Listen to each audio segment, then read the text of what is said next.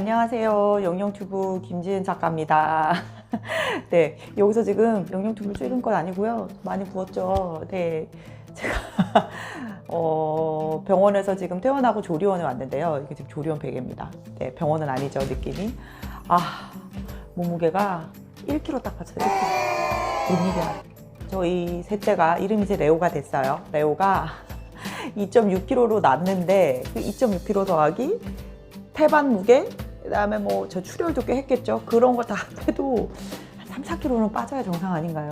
네, 1kg 딱 빠지고 나왔어요. 그래서 약간 좌절스럽긴 하지만 또 조리원이 이런 걸 해주는, 관리를 해주는 또 전문 기관이죠. 이제 산후조리원이라는 곳이고요. 네, 뭐 내돈내산입니다. 지금 얘기하는 거는. 셋째니까 이제 두 번, 세 번 와서 10% DC해 주신 거, 10%? 10% 맞나? 5% 정도 DC해 주신 거, 5에서 한 10% DC해 주신 거 말고는 전혀 받은 거 없습니다. 금전전 대가 없이 그냥 얘기를 하는 거고요. 요새 하도 뒷광고 논란이 많아가지고 제가 이제 중랑구 묵동에 살다가 지금 이제 노원구 상계동으로 이사를 했습니다. 중랑구 묵동에서 지내는 그 동안에 정말 아는 사람도 없고 애 낳고 되게 막막했던 시절에 정말 많이 도와주셨어요, 여기 원장님이요. 그때 이제 제가 첫째 낳고 왔을 때는 마사지실만 운영하시는 원장님이셨는데, 실장님이셨는데, 이렇게 되게 여기를 인수하셔가지고 여기 원장님이 되셨어요. 그래서 둘째랑 지금 셋째 왔을 때는 여기 지금 조리원 원장님이시거든요.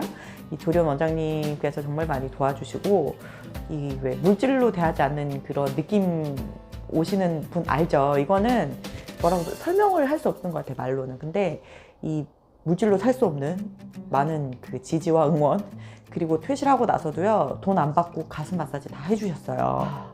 엄청난 일들이 벌어지거든요. 근데 그것들을 초보모들도 잘 해나갈 수 있게끔, 뭐 초보건 아니건 이거는 이 기관이 있는 사람이면 누구나 겪는 이거, 수유하면서 겪는 그 모든 것들을 다 해결해 주셨어요. 그래서 너무 감사하고 언제 연락해도 그냥 다 대답해 주시고 하는데, 시간이 지나면 지날수록 진짜라고 느껴지는 곳이어서 다시 왔어요. 또 우리 셋째도. 제가 오히려 지금 할인을 받을 판이 아니라 돈을 좀 더 드리고 싶은데, 그때 제가 알게 된 게 뭐냐면, 아시아인들이 근육량이 이제 뭐 서양인들에 비해서 좀 떨어지고요. 체질적인 문제죠. 그리고 뭐 관절이나 이런 것도 약해요. 근데 출산을 하고 나면 여기 엄청난 변화들이 오는데, 이것들을 그러니까 서양인들이 조리하는 식으로 하면 안 되는 거죠. 저희는 이제 아시아인이니까. 아시아인에게 맞춰서 무리하지 않고 이렇게 건강하게 잘 산후조리를 할 수 있게끔 도와주는 곳이 이곳이라는 걸 알게 됐고요. 조리원에 있는 동안에는 최대한 잘 먹고 잘 쉬고 몸무게에 집착하지 않는 게 좋다는 거는 이미 깨달았어요. 보통 조리원 나가면서 뭐 10kg가 빠졌네, 뭐 20kg가 다 빠져서 나왔네, 이런 후기들 많이 보잖아요. 엄마들 많이 들어가시는 맘카페 있죠. 맘땡 홀릭 막 이런 데 가서, 혹은 뭐 블로그 글들 보고 되게 이거 자괴감 느끼고 허탈감 느끼고 하시는데, 전혀 그럴 필요 없습니다. 그거는 사람 체질에 따른 거고요. 그 다음에 그 몸무게가 늘어난 것이 체지방이 진짜 늘어난 산모들이 있을 수도 있고, 부종이 더 많이 동반이 됐을 수도 있고, 그거는 사람마다 다른 거니까 케바케거든요. 근데 저는 제가 봤을 때는 체지방이 많이 올라간 케이스인 것 같아요. 애 둘 다 산후조리원 나간다고 막 10몇 킬로씩 빠지는 기적은 있지 않았어요. 저한테는 뭐 한 2, 3kg 빠지고, 오히려 수유하고 육아하고 하면서 자연스럽게 한 4, 5kg 빠지고, 그리고 나머지 한 2, 3kg는 시기하고 운동하고 해서 빠지고, 이런 식의 어떻게 보면은 일반적인 사이클을 겪었거든요. 근데 지금은 이제 더 많이 풀어가지고 좀 더 많이 절제를 하고 많이 움직여야 되겠지만, 그 또한도 시간이 해결해 줄 거라고 믿어요. 저는 페인버스터가 진짜 효과가 있는지 겪어본 사람으로서. 그리고 대학병원과 여성병원을 좀 비교를 해보려고 이걸 켰거든요, 사실은. 일단 대학병원 출산은 이번이 처음이었고요.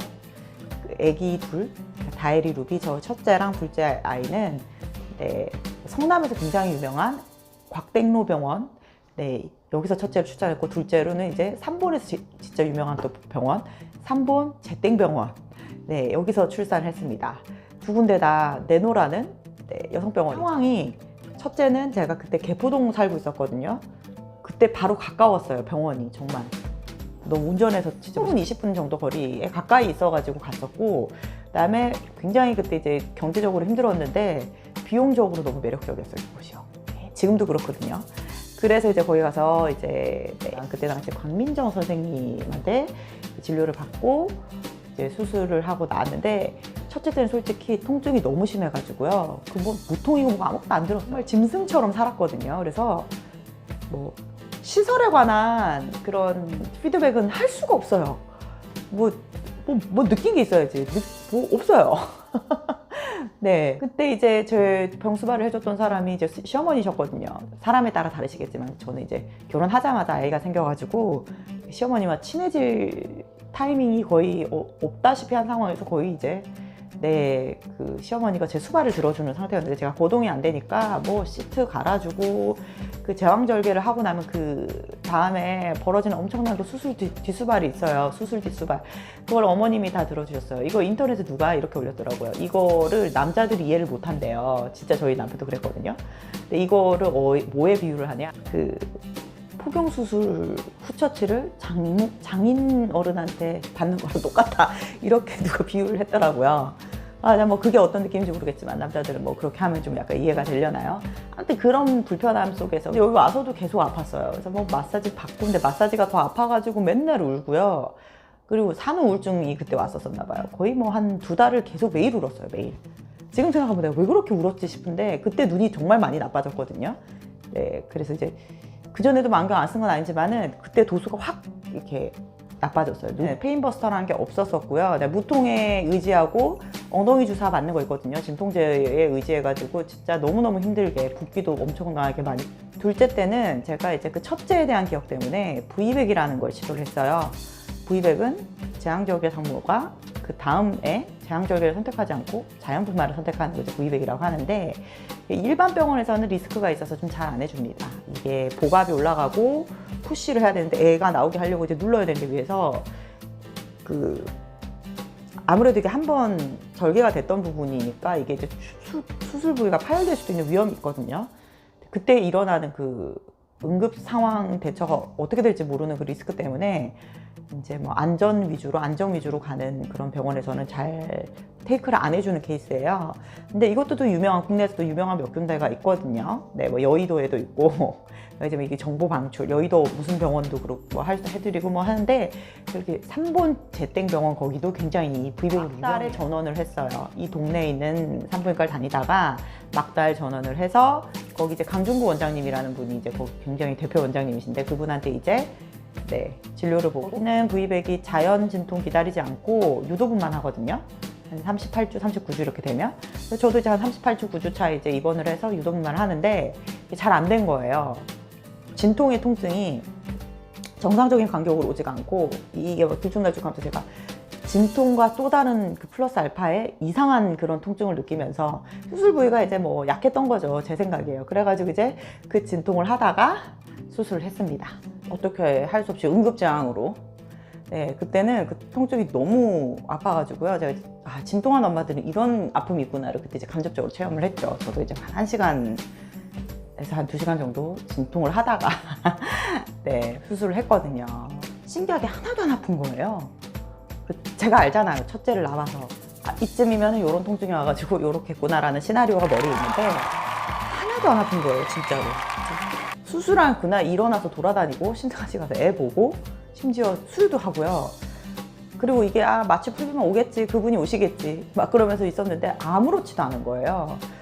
혼자 지내도 아무렇지도 않은. 그리고 여성병원이었잖아요. 거기도. 그리고 케어를 너무 잘해주시니까 1인 너무 편하게 쉬다가 이제 조련 여기 또 와가지고 또 쉬다가 나갔어요. 근데 이번 셋째 때는 그 셋째가 구순국에 그 소견이 있었어요. 한 20몇 주 때 제가 그걸 알게 됐었는데 상황이 얼마나 심각하고 이런 건 이제 나와봐야 안다. 그거 처음 바로 볼 수가 없죠, 사실은. 나와봐야 안다 그래가지고 기다렸어요. 고위험 근육이기도 했고 아이도 그런 상태이기 때문에 협진이 좀 되어 있는데 종합병원이 좋겠다 판단해서 처음부터 너무 달라서 깜짝 놀랐어요. 첫째, 출산 준비물로 베네 쪼고리 하나까지 다 싸가야 되는 거예요. 제가 베네 쪼고리, 속싸개, 겉싸개, 신생아 기저귀 이거 다 싸가야 되고 산모도요. 산모 패드 그 다음에 이 병원 시트 있잖아요. 그거 깔개, 안심 깔개 매트라는 게 있거든요. 그것까지 다 사서 가야 되는 거예요. 여성병원 들어갈 때 몸만 들어가면 되거든요. 준비물 아무것도 없어요. 거기서 다 줘요. 심지어 뭐 출산 가방 뭐 이런 것도 왜 뭐 출산했다고 막 이렇게 싸게도 그냥 주시고 이렇게 약간 그 병원 홍보 차원에서 그런지 모르겠지만 그런 오히려 더 엑스트라가 있거든요. 근데 여기는 다 싸서 가야 되고 다 드려야 되고 심지어 입원해서 되게 충격적이었던 게 밥 같은 것도 와요. 근데 제가 4인실에 있어서 또 더 그랬던 것도 있지만 오는데 와서 처리하고 어쩌고 제가 다 해야 돼요. 배 싣고 갖다 놓고 하는 것도. 근데 아팠거든요, 이번에는 또. 저는 이제 둘째 생각해서 이제 뭐 수술 여러 번 하다 보면 안 아파지나 보다 생각했는데 아니요, 아팠어요, 이번에도. 아파가지고 뭐 이렇게 어쩔 줄을 몰라 하는 상황에서 제가 혼자 수발을 다 할 수밖에 없었던 게 이제 첫째, 둘째가 있기 때문에 저는 간병인 인력이 없는 거예요. 첫째, 둘째를 이제 뭐 시댁에서 보시든 아니면 남편이 보든 혼자서 감당이 안 되는데 하나도 안 친절한 거예요. 1에서부터 10까지 다 요구를 해야 해주고 먼저 물어봐주고 케어해주고 이런 거 없어요. 철저히 독립적으로 해야 되고 그다음에 심지어 신생아실도 되게 멀어요. 2층을 내려가야 되거든요. 그러니까 이제 저 같은 경우는 수술을 했으니까 수액 같은 걸 꽂고 그 밀대를 잡고 그다음에 요즘에 뭐 코로나 때문에 굉장히 방역 때문에 막 뭘 다 찍고 막 이러고 나가야 되잖아요. 그렇게 해서 엘리베이터 타고 내려가가지고 수유를 하고 다시 올라와가지고 막 그런 셔틀을 계속 해야 되는 거예요. 여성병원이랑 너무 다르죠. 누축기도 네, 주긴 줘요. 쓰는 방법 뭐 이런 거 제가 알아서 다 해야 돼요. 뭐 친절하게 알려주고 이런 거 없어요. 뭐 대충 설명해 주거든요. 근데 뭐 친절하게 막 이렇게 막 여성병원의 그런 어떤 서비스 이런 거 전혀 없어요. 그래서 좋았던 건 그거예요. 아기가 나오자마자 소아과, 성형외과 선생님 전문의들의 케어를 동시에 받았다는 거. 그리고 제가 그걸 끌고 또 외래로 가긴 했지만 소아과, 성형외과 선생님들을 직접 볼 수 있어요. 그 자리에서 바로 볼 수 있었어요. 아이의 상태에 대해서. 왜냐면 저는 뭐 제가 애를 낳아가지고 힘들고 이거보다 아이의 상태가 더 중요했던 사람이기 때문에 그걸 직접적으로 이제 뭐 외래를 따로 잡아가지고 보지 않아도 그 자리에서 바로 해결이 되고 궁금증을 그 자리에서 풀 수 있다는 게 그 굉장한 메리트였거든요. 그래서 그걸로 만족을 했어요. 특별한 큰 리스크가 아닌 이상 여성병원 정말 강추하고요. 제가 대학병원 있는 동안에는 화장실을 못 갔어요. 4인 인실이라서 좀 신경이 쓰이는 것도 있었지만 보호자들도 다 하나씩 붙어 있잖아요. 그리고 병실이 찼다 빠졌다 이러니까 막 이제 밤에 다른 환자 처치하는 때도 막 불이 켜졌다 꺼졌다 하니까 잠도 제대로 못 잤고 병원식은 괜찮았던 것 같아요. 병원식은 제가 먹방도 올렸지만 일반식 못지않은 그 간에 되게 맛있게 잘 먹었어요. 병원식은 뭐 병원마다 케바케니까 여기 병원식은 괜찮았다 뭐 이 정도였고 저는 누구든 뭐 초보 엄마들 중에 물어본 엄마가 있다고 하면 무조건 여성병원 가라고 할 거고요. 그리고 첫째 줄 때는 페인버스터 안 썼잖아요. 근데 이번에는 페인버스터를 썼습니다. 쓴 만큼 효과를 받는지 저는 셋째 날까지는 몰랐어요. 넷째 날 이제 그 약이 다 돼가지고 뺐거든요. 페인버스터를. 이게 빼자마자 오는 그분이 오시는 거예요. 그 수술 부위가 너무 따갑고 아프고 땡기고 한 그 느낌이 이렇게 적나라하게 오는 거예요. 그러니까 저는 오히려 수술하고 한 2, 3일이 더 쌩쌩했고 그 이후에 완전히 아파가지고요. 막 계속 엉덩이 주사 계속 맞고요. 진통제 주사. 저 둘째 때는 맞지도 않았었어요, 그거를. 근데 그 엉덩이 주사를 계속 맞고 그 무통 이거 누르는 거 있거든요. 그 누르는 걸 계속 누르고 난리를 쳤는데 결국에는 무통도 이제 떨어져 나갔죠. 그러고 나서 이제 너무 아파가지고 지금도 좀 아픈 중이에요. 그러고 있어요. 그래서 페인버스터 효과 진짜 좋았구나. 네. 그 다음에 무통하고 또 다른 세계를 열어주는 페인버스터 진짜 강추한다고. 저는 이제 그게 뭐 비급여로 15만 원 추가가 됐었거든요. 각 지역마다 어떻게 가격 책정이 되는지 모르겠지만 저는 15만 원 줬습니다, 추가로. 네, 그렇게 해가지고 네, 출산을 했습니다. 네, 그래서 자, 오늘의 결론. 특별한 진짜 케이스가 아니면 여성병원 가셔서 출산하세요. 네, 이득이 많습니다. 되게 큰 거고요.